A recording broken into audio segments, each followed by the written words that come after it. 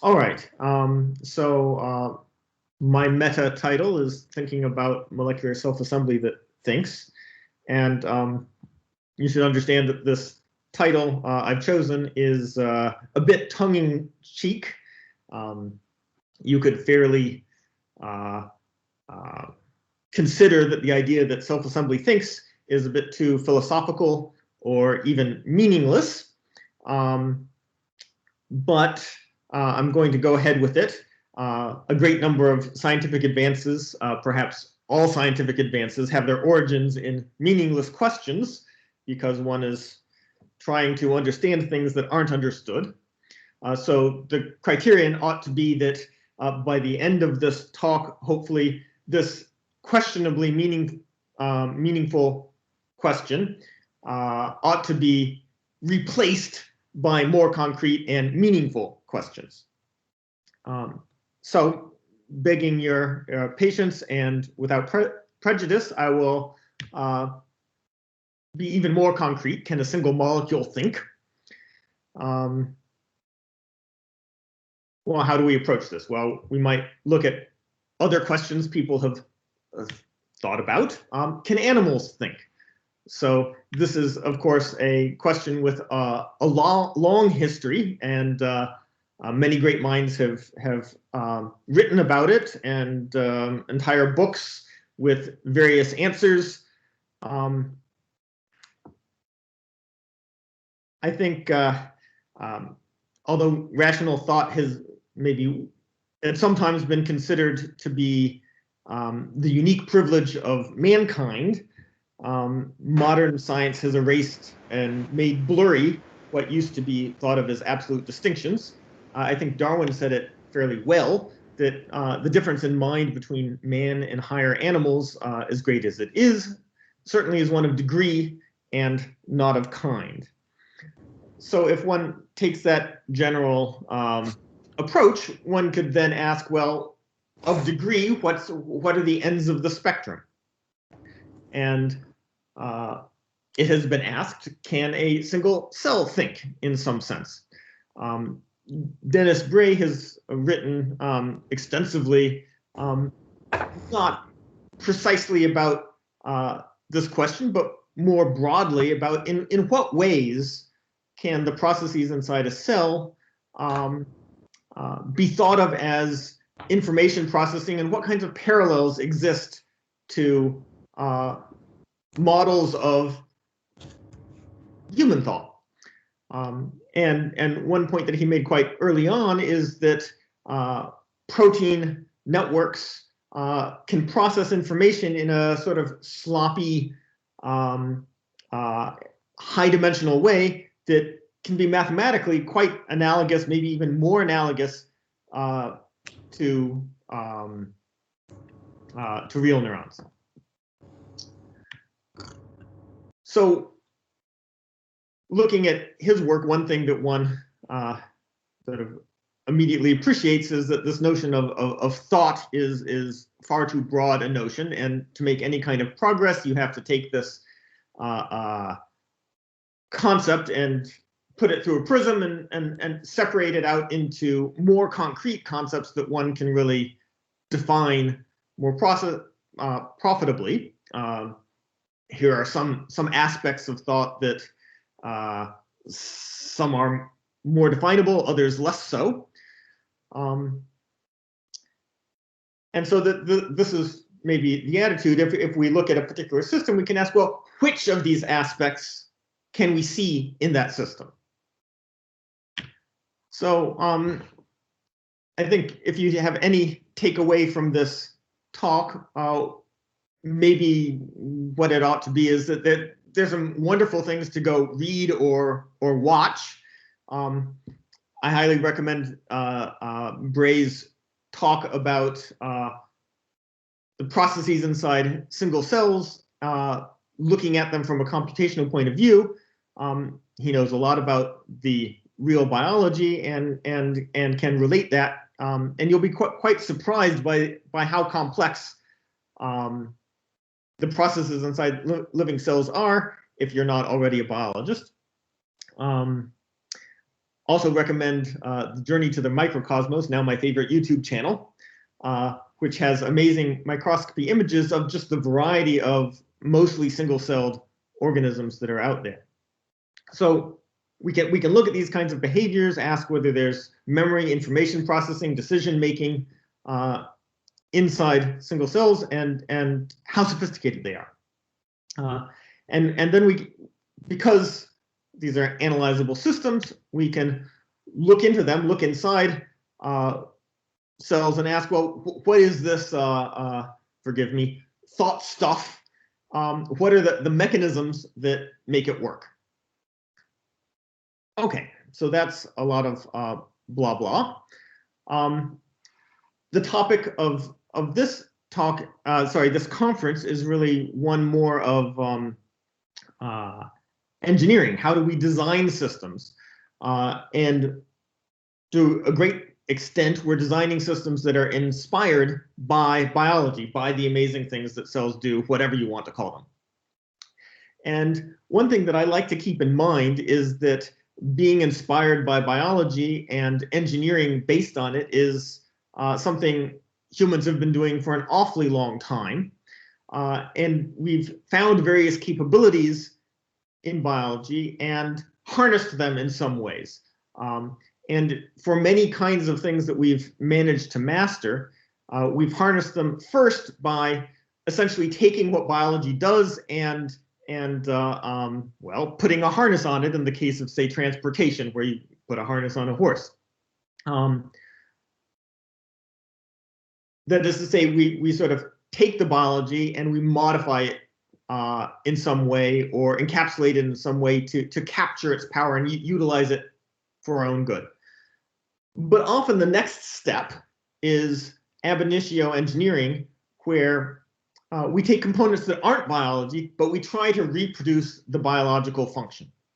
And that's been quite successful for building structures that are larger and more robust than those that biology builds, of transporting materials, of flying, walking, and even thinking, if you will, whether it's Babbage's analytical engine or the thinking machine that was developed in the 90s, or modern computers.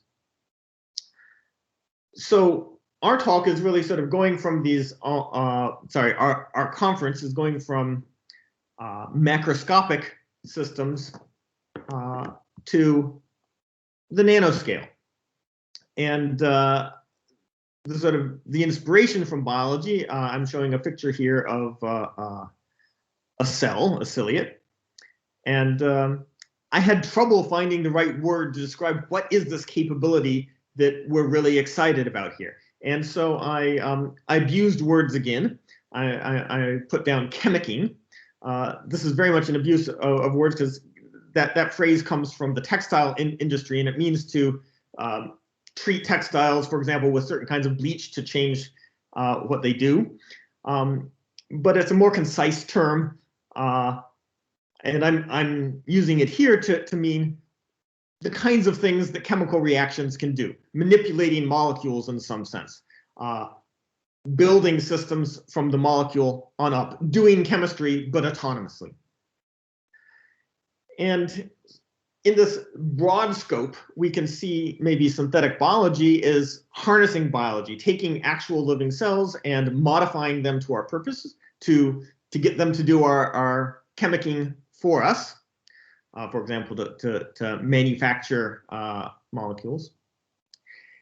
And for the last decade or so, we've been seeing the ab initio engineering getting more and more robust. And of course, we don't know exactly what this will look like when the engineering is mature. So that's sort of one of the things I want to think about. And when we look at what this mature system might be, or the approaches that people have taken, one thing that we can examine are well, approaches to artificial life. So that's one of the titles in this conference. So in the past few decades,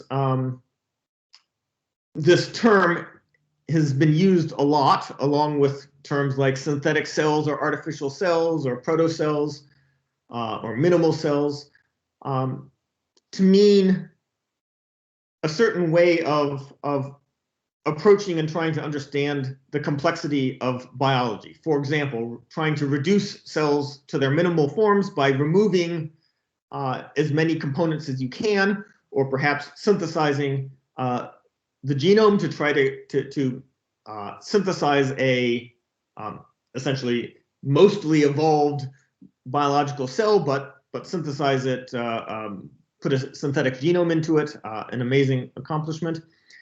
Or from another angle, to reconstitute a cell from biological components, to build a system from the bottom up, from the components that we know sort of are part of biological systems. So here, in some sense, the prejudice is that life is something like what we've seen, but we'd like to take the watch apart and put the watch back together again. My first encounter with artificial life was long before these kinds of developments, when a different meaning was much more prominent. And this was artificial life in terms of computer simulations. And many people would say that artificial life started with von Neumann's investigations of the mathematical and logical foundations of self-replication. And he basically tried to mathematically look at what self-replication might entail by developing a toy physics, cellular automata, which basically consists of a discrete state space laid out on a grid and a function, sometimes specified just as a lookup table, that looks at the states of a local neighborhood and updates synchronously across the entire system the center cell of each neighborhood based on that lookup table. And he was able to devise, at least in sketch, later worked out in detail by others, the overall form for a self-replicating machine that can take information in a tape, use that information to build a copy of itself or a copy of something else. So that basically sort of looks at the sort of fundamental information core of biology as an information processing system or an algorithm. And this became more exciting to me, I guess, or at least I really encountered it in high school in a Scientific American article by Dudney, where he introduced the idea of core wars. So this is also a computer system based on a sort of toy assembly language with operations like move from one memory element to another one, perform mathematical operations like addition or division, jump to a new location, split your instruction counter into two parallel processes, and so forth. An example code is shown here.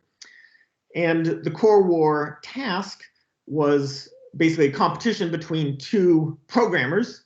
Each developed their assembly language program, put them in the core, a memory, which can be sort of shown as a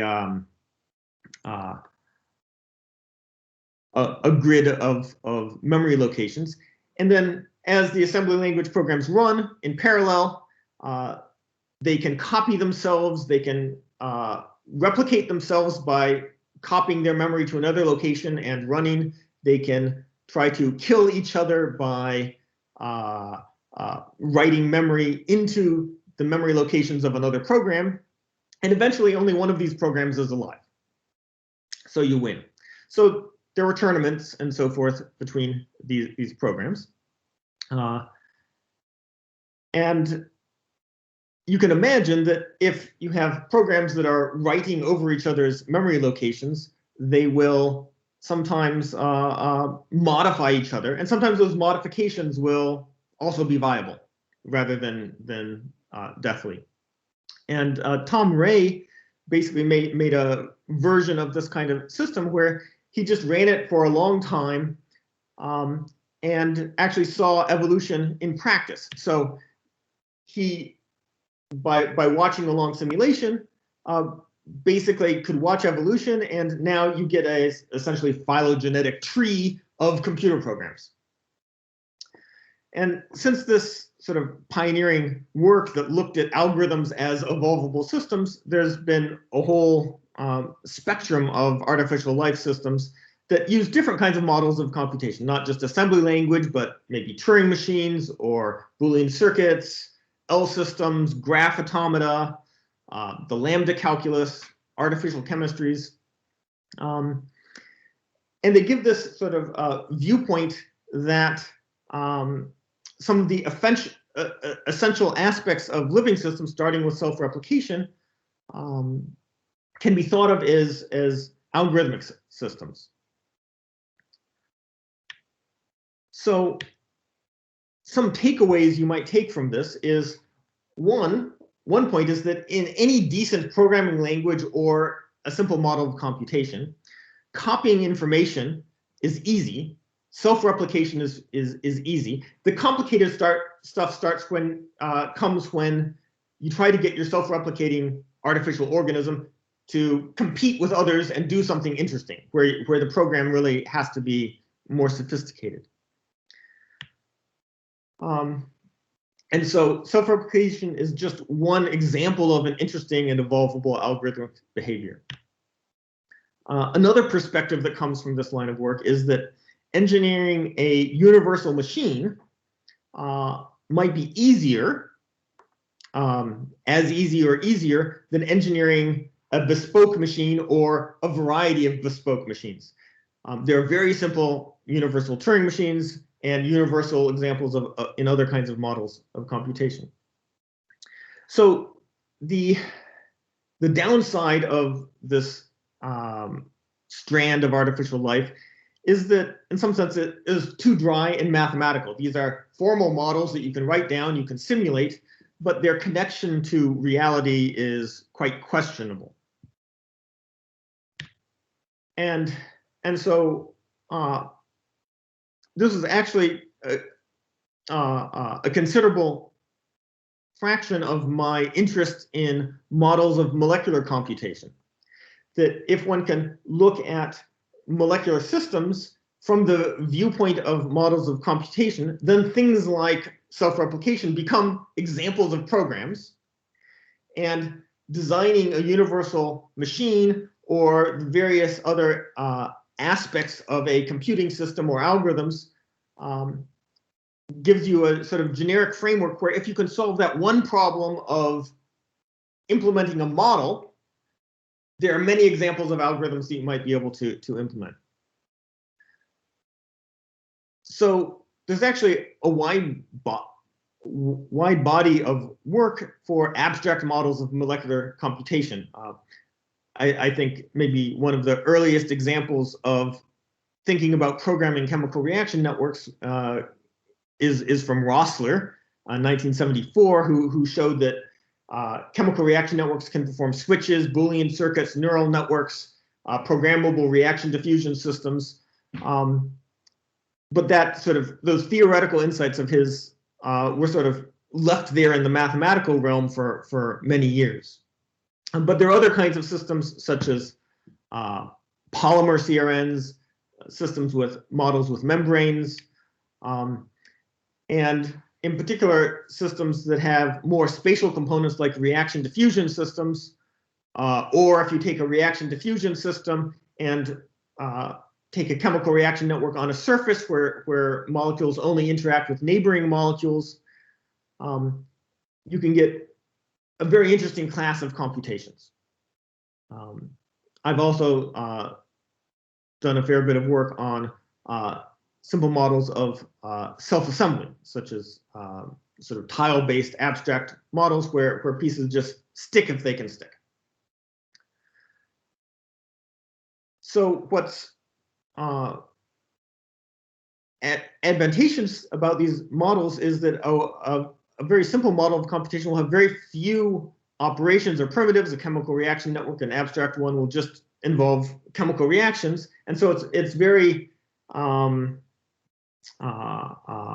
it has a basic type that one can then focus one's attention on for implementation. So we've looked at ways of basically compiling from a molecular programming language into real molecules. For example, taking a molecular program that's a set of chemical reaction networks, compiling that down to strand displacement systems that can then be implemented in the lab, as in this fairly primitive example of an oscillator.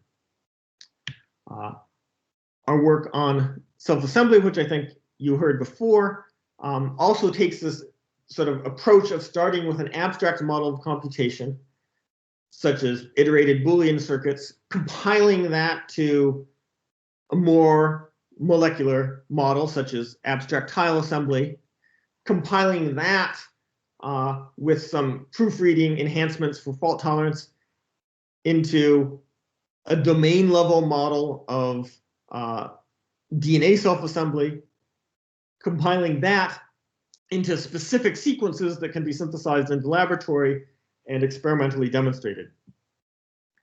So the take and I like this picture because it has a collection of many of the algorithms that Damien Woods and Dave Doty were able to produce with this approach.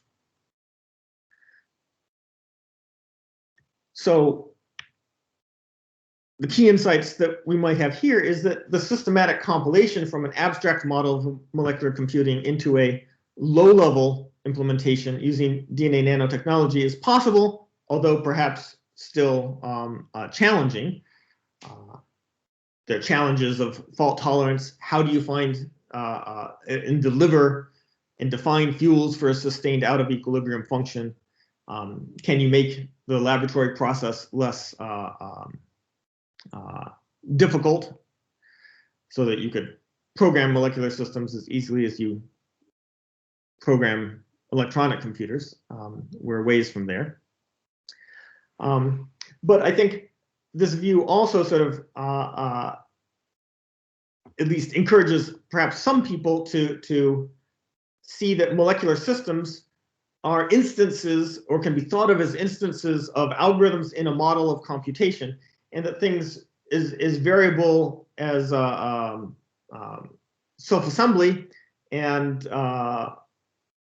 strand displacement reactions, other kinds of molecular reconfigurations, are some kind of logical operations. And so for this talk, I will poetically put that as saying that matter itself has this intrinsic capacity of carrying out logical operations as a form of pure thought. Okay, that's proposed. So I think I'm going to have to wrap up a little bit faster than I was hoping, but I want to build on that idea of thought. So it doesn't matter if you overrun by 5 minutes or so. That's fantastic. So people have grappled with what thought is, and some of the most concrete ways of looking at that are developing computational models that can exhibit certain kinds of thinking-like behavior. So we'll now often refer that to as neural network-like behavior. I think one of the most beautiful examples is still John Hopfield's associative memories, beautiful partly because of its sort of ratio of simplicity to power. And in this kind of neural network, every neuron is essentially performing a weighted sum of input from all the other neurons, testing to see if that weighted sum is greater than a threshold and updating itself. And the overall behavior of the system can be seen as essentially doing a random walk on an energy landscape that largely goes down. In various versions of this, it's probabilistically going down. And the whole system can be designed by a simple sort of Hebbian wire together, if you fire together type behavior. And nonetheless, the overall dynamics of the system can be very sophisticated if you start in a state that is not your memorized, one of your memorized patterns. You can do associative recall and recover the states of the rest of the system, which essentially corresponds to falling into the nearest energy minimum. So this kind of system has actually been sort of shown that there are corresponding chemical systems, theoretically, that have the same kind of behaviors. So a well-mixed chemical system can behave like a neural network. Certain models of genetic regulatory networks can behave as neural networks. Certain classes of stochastic systems can behave as neural networks. One of my frustrations with the kinds of self-assembly that we demonstrated in the lab and the kind of models that we used for self-assembly, the tile assembly model, for example, was the lack of this kind of, shall we say, thought-like, neural network-like behavior. We're able to clearly see how tile self-assembly corresponds to cellular automata-like processes or Turing machine-like processes or Boolean logic-type processes, which are certainly information processing, but there was no clear analog to the more natural-like neural network-like processing in self-assembly processes. And so, well, there were some hints. So back in 1989, Michael Conrad wrote a much ignored paper that highlighted that self-assembly is an energy minimization process, much like a Hopfield network, and that somehow, he didn't specify how, it ought to be that if you provide a certain set of molecules into a system, maybe into a cell, the process of self-assembly and minimizing energy ought to be able to make decisions in a neural network-like way. However, it was largely speculation as to how that was done. There was no concrete model underneath it.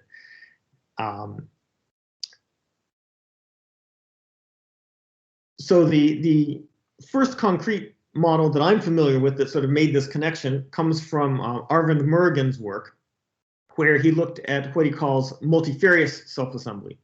So this is a kind of self-assembly process where you have a set of components that are designed very particularly so that they can fit together in multiple ways. So here we're showing sort of a set of 11 components that can form either the red structure, the green structure, or the yellow structure, using the same components but binding in different ways. So each component has multiple possible binding partners, and there are different local configurations that are viable.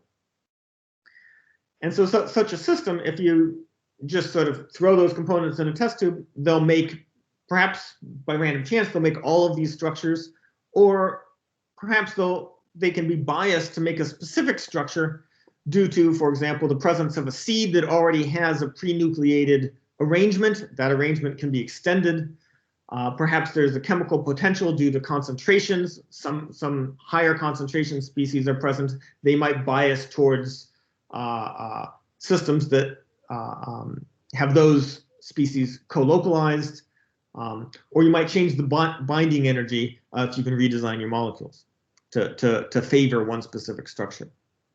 But one of the surprising things about this is that there was a sort of Hebbian fire together, wire together type learning algorithm that they were able to use to, in an abstract way, sort of program a system like this to have the energy minima corresponding to target assemblies, target arrangements. And they pursued this idea more closely as an example of associative pattern recognition. So now you have a number of molecule types, say in a 50 by 50 array, so you have 2,500 molecule types. And if you imagine each molecule having a different grayscale, then a different arrangement of those molecule types, molecule number 14, molecule number 212, so forth, arranged in a certain way would correspond to a certain grayscale image, just so we can think about what these arrangements might mean. A different arrangement of those same pieces, but just with different local neighborhoods, would correspond to a different image. And what they showed is that if you look at the nucleation process in such a system, if you have higher concentrations of certain tiles, if those tile types are co-localized in one of these arrangements, one of these pictures, but not in the other arrangements, then nucleation will occur near these co-localized high concentration tiles and will specifically choose one of the arrangements over the others. And they were even able to show that this sort of pattern recognition based on co-localization of signals that are sort of randomly mapped to positions has a conceptual connection to models of place cells in the hippocampus, which is quite a surprising connection. But here we have a self-assembly process, the kinetics of nucleation, that has a analogous connection to a neural network pattern, associative pattern recognition process. So I had the great privilege of working with Constantine Evans, Jackson O'Brien, and Arvind to take this theoretical vision and turn it into a reality. And if I were to zip through our experimental approach, it was based on this single-stranded tile technique that was demonstrated in Peng Yin's lab a number of years ago. And our basic approach was to design a set of tiles that are consistent with three shapes, H, A, and M. We had 917 tiles altogether, some of which appeared in all three shapes, some of which were specific to one shape, some of which were specific to two shapes. And we were able to show sort of as a first step that this system really was multifarious. If you take the system, all 917 tiles at the same concentration, heat it up and cool it down and look at your results, you'll get a mixture, roughly 30-30-30, of the three main shapes, H's, A's, and M's, that formed fairly well.